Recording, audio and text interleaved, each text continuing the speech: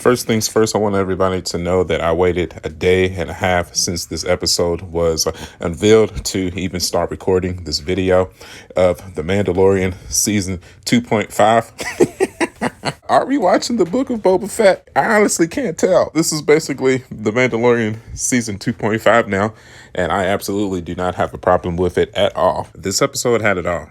This episode had absolutely everything that I could have possibly wanted. And a Mandalorian episode or a Book of Boba Fett episode, whatever. Well, maybe not necessarily a Book of Boba Fett episode.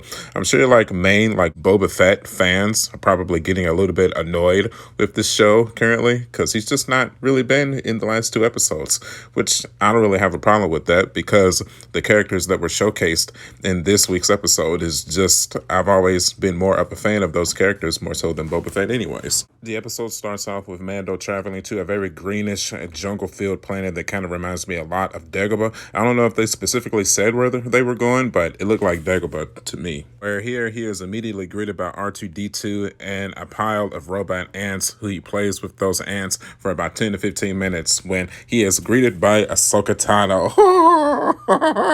Yeah, man, I was one of those that I absolutely loved Rosario Dawson's portrayal as Ahsoka Tano. I've always been a fan. I'm still a fan, and I'm forever going to be a fan, and I cannot wait for that show to drop. So basically, her whole premise in this episode was to try to show Mando that the Jedi training requires Grogu to let go of all of his attachments, which that is such an unfortunate thing since him and Mando are obviously so close.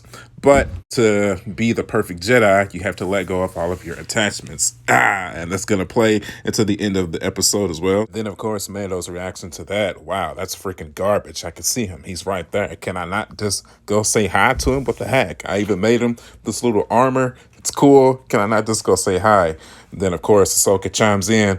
Yeah, but that would disrupt the flow of his training. And we all know that attachments in the way of the Jedi could quickly lead to the dark side.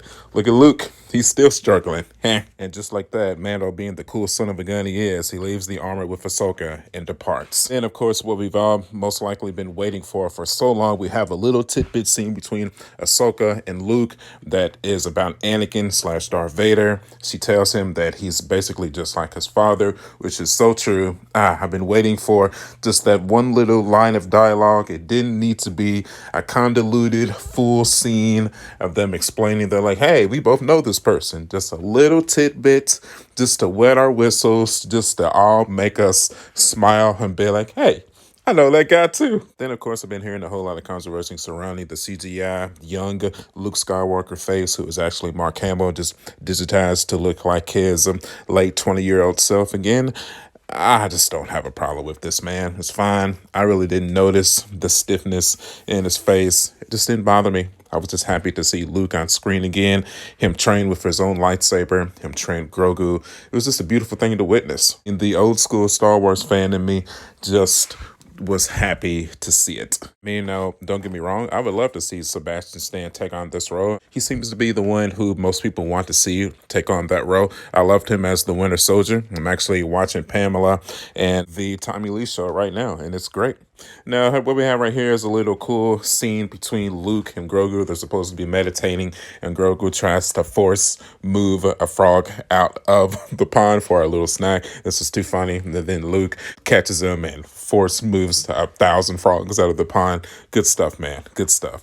And then we really get to a cool little tidbit scene about how Grogu shut off his force abilities when all of his masters were getting killed during Order 66.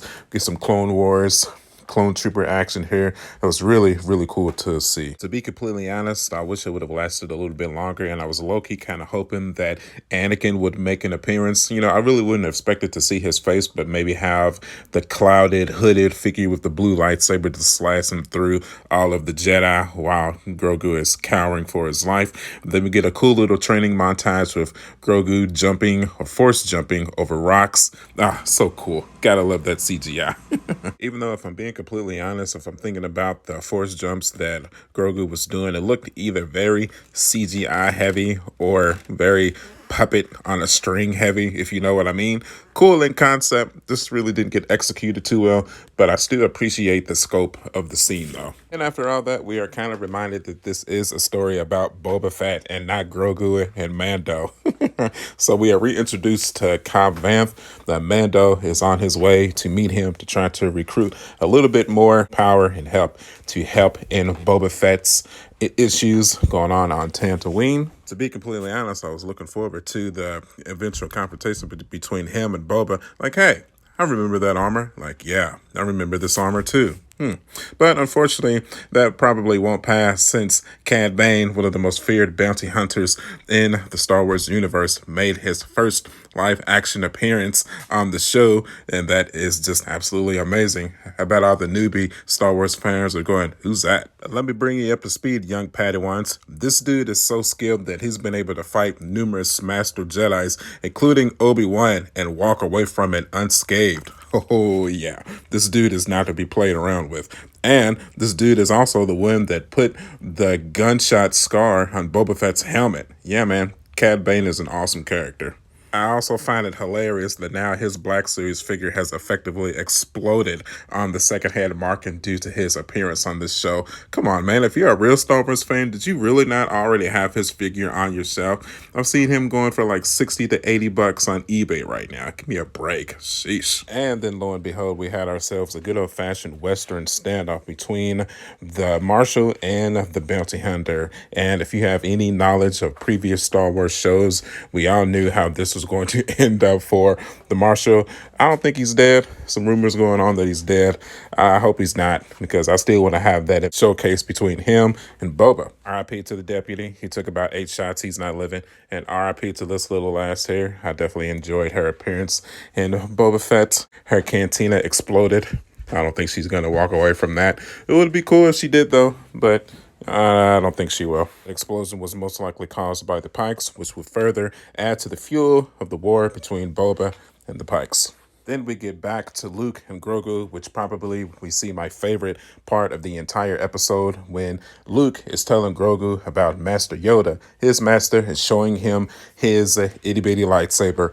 Love this scene, just seeing Grogu's expression of seeing the green lightsaber and stuff that Star Wars dreams are made of. Yes, look at that expression. You gotta love it. Judge me by my size, do you? And then that effectively leads us to the big dramatic conclusion of this episode. Luke basically gives Grogu an ultimatum. You can either choose Yoda's lightsaber and follow the life of a Jedi and go through the years upon years of training, and you could potentially never see Mando again. Or you can choose the chain Beskar made tunic that Mando and the armor made for you, and you can go back and live with Mando and choose the life of a Mandalorian. The choice is yours.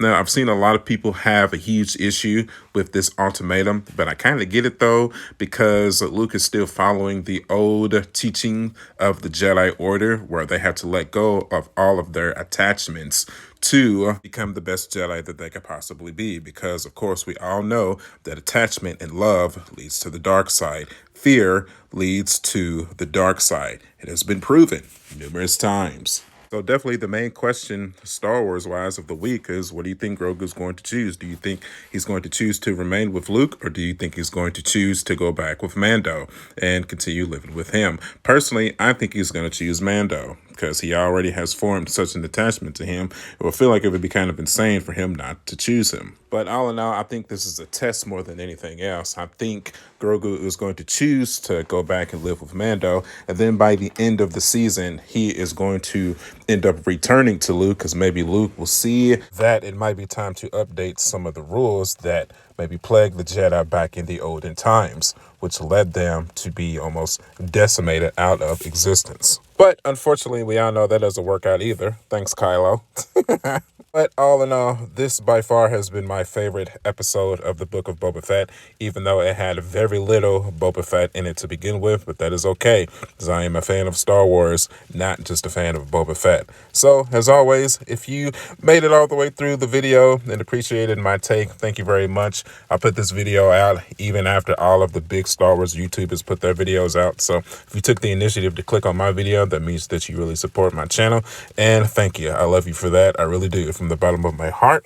So if you like the video, do me a favor, hit that like button, hit that notification bell icon so that you know whenever I upload a new video. We tend to talk about Star Wars when major Star Wars events are happening, so you can definitely look forward to me doing an analysis of the season finale of the Book of Boba Fett. Also have some Star Wars figures coming up soon as well, so you can look forward to that as well. The hunt for the Boba Fett Deluxe, the Phoenix Shard, and the Mayfield Black Series action figures continues. So whenever I get those figures in, I will most definitely do reviews of them all. So yep. So you can follow me at youtube.com/MarJack79. I'm also on Facebook, Instagram, and TikTok. And as always, I will see you guys on the next one. I'll catch you guys later.